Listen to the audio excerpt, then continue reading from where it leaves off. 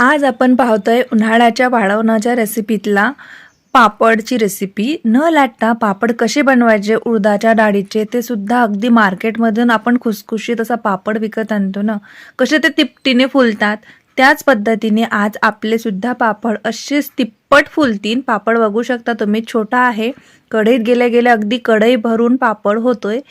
तर ही पापड बनवण्याची अगदी साधी सरळ आणि सोपी रेसिपी मी तुमच्यासोबत आज शेअर केलेली आहे। न लाटता उडदाच्या डाळीचे पापड वर्षभरासाठी कसे बनवून ठेवावे, तर आज आपण हे पाहूयात।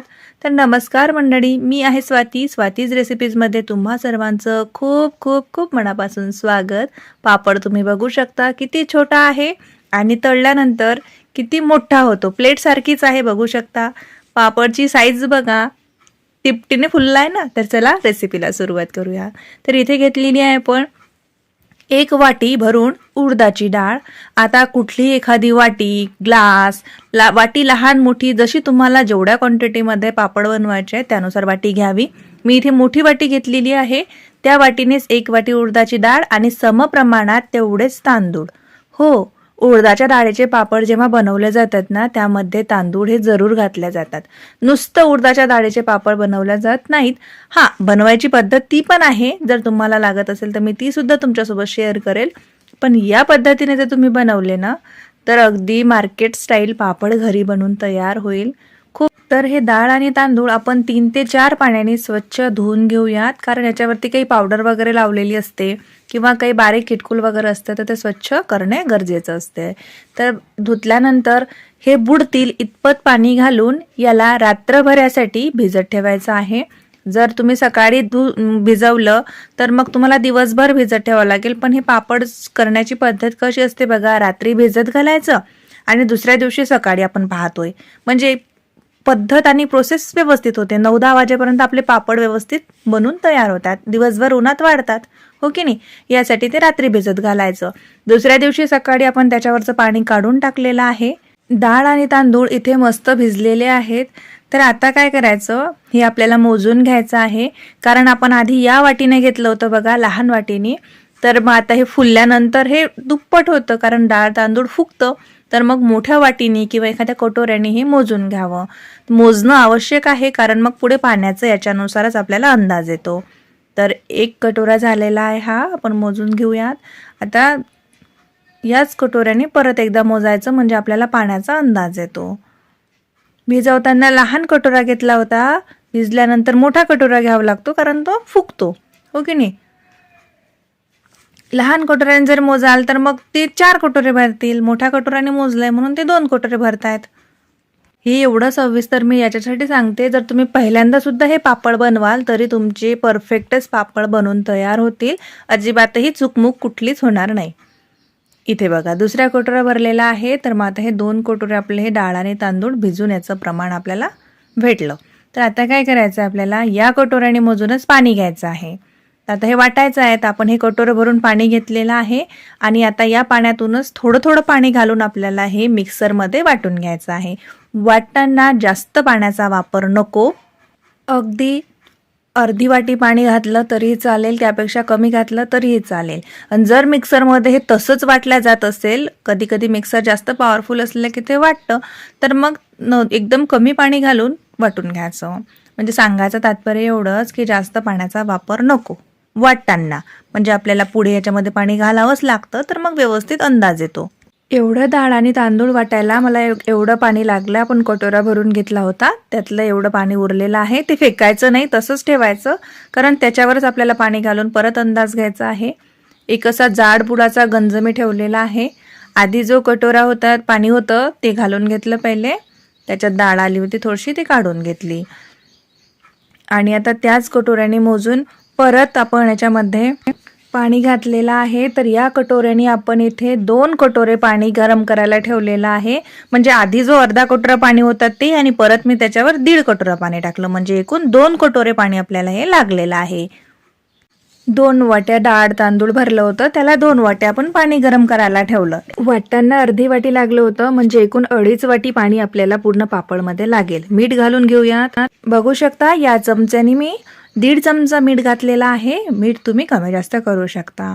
आता पापड छान हा फुलला पाहिजे, दुप्पट तिप्पट तो अगदी असा मस्त कढईत गेल्या गेल्या कढईभर झाला पाहिजे. याच्यासाठी ना याच्यामध्ये पापड खार जरूर घालावा. या पद्धतीचा येतो. असे खडे येतात, कुठं पावडर मिळतं. खडा असला की त्याला थोडं पावडर करून घ्यायचं, काही नाही अगदी सहजतेने तो बारीक होते बघा. आणि मिऱ्यांची पूड घातलेली आहे. उडदाच्या डाळीमध्ये मिरे खूप मस्त लागतात, तर थोडेसे दरदरसे असे कुटून मी याच्यामध्ये घातलेले आहेत.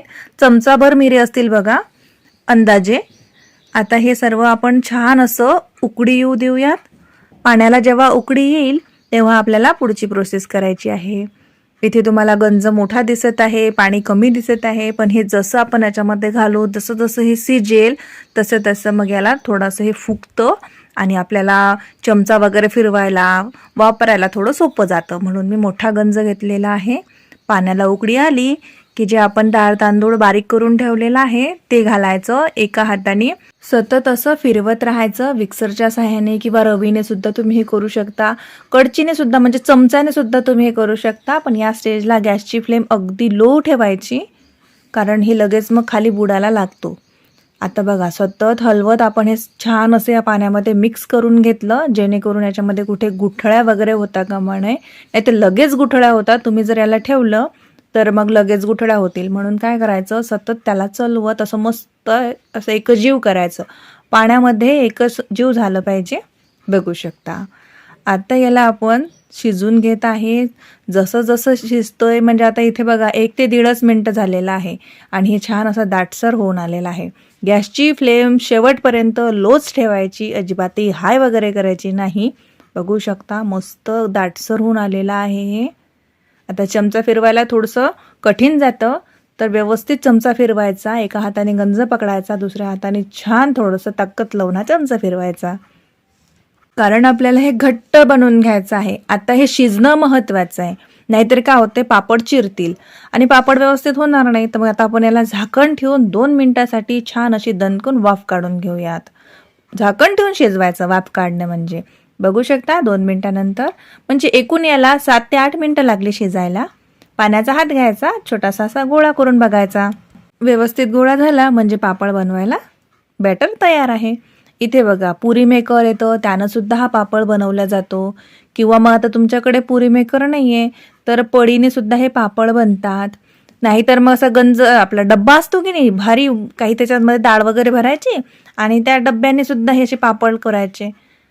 आणि हे पापड ना कमी उन्हात वाढवायचे. अगदी उन्हात जर तुम्ही पापड ठेवले ना तर मग काय होते, हे पापड ना थोडेसे तिरके तारके व्हायला लागतात. म्हणून काय करायचं, याला जिथं थोडंसं कमी ऊन लागतं म्हणजे बाल्कनीत वगैरे किंवा मग तुमच्या घरात जर व्यवस्थित ऊन येत असेल ना दाराच्या समोर, तर तिथं ठेवलं तर हे चालतील. तर इथे बघू शकता मस्त असे पटापट पापड बनून तयार होत आहेत. तर या पद्धतीने आपण इथे सगळेच पापड तयार करून घेतलेले आहेत. साईज तुम्ही तुमच्या आवडीनुसार ठेवा. जेवढा मोठा पापड कराल तर फुलताना तो तेवढा तिप्पट फुलतो, एवढं लक्षात ठेवा. आणि त्यानुसारच पापड छान असे वाढवून घ्या. 1 ते 2 दिवस लागतात बघा पापड वाढायला. म्हणजे थोडेसे छान असे वाढले पाहिजेत ना, ते घरातच ठेवायचे दुसऱ्या दिवशी आणि मग छान असे कुरकुरीत पापड तळून घ्यायचे. आहे ना सोपी पद्धत. अरे थोडासा तुटलाच हा मधात, काहीच प्रश्न नाही. पण पापड सुरेख झालेले आहेत. पापडाचा कलर बघा किती अप्रतिम आलेला आहे. त्याच्यावरती ते छान असे दाणे सुद्धा आलेले आहेत जे मार्केटच्या पापडांमध्ये येतात. खूप सुंदर फरक बघा. न तळता कच्चा पापड आणि तळलेला पापड तिप्पटीने फुललेला आहे. घंटोन घंटे बसून न लाटता अगदी पळीने किंवा डब्याच्या साह्याने पापड बनवायची रेसिपी कशी वाटली तुम्हाला, प्लीज कमेंटमध्ये नक्की सांगा.